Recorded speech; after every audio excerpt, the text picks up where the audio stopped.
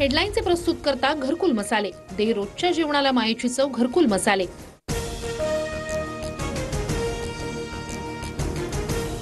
सैफ अली खानच्या इमारतीतील नवा व्हिडिओ समोर, आरोपी इमारतीमध्ये जातानाची दृश्य सीसीटीव्हीत कैद।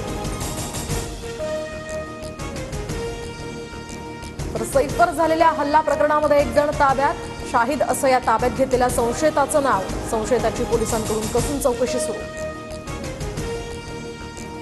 शस्त्रक्रियेनंतर सैफच्या शरीरातील चाकूचा तुकडा काढला तर चाकू आणखी खोल गेला असता तर गंभीर दुखापत झाली असती, लीलावतीच्या डॉक्टरांची माहिती।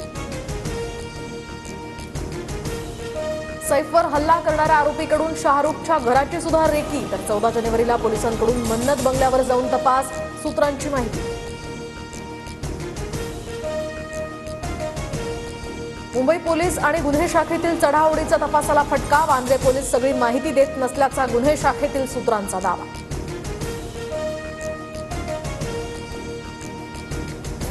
धनंजय मुंडेंच्या कार्यकाळात कृषी साहित्य खरेदी धोरण का बदललं? 2016ला सुरू झालेल्या डीबीटी योजनेमध्ये बदल का? हायकोर्टानं राज्य सरकारकडे मागितलं स्पष्टीकरण।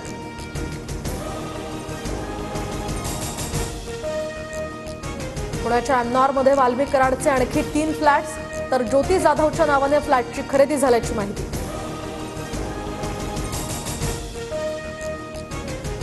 बीडमधील हत्या प्रकरणात धनंजय देशमुख आज केज न्यायालयामध्ये जबाब नोंदवणार, तर 164 अंतर्गत नोंदवलेला जबाब पुन्हा बदलला जात नाही। 26 जानेवारीच्या आधी पालकमंत्री मिळणार, कुठलाही पेच नाही, युती असल्यामुळे सर्वांचं एकमत करावं लागतं, चंद्रशेखर बावनकुळे यांची माहिती।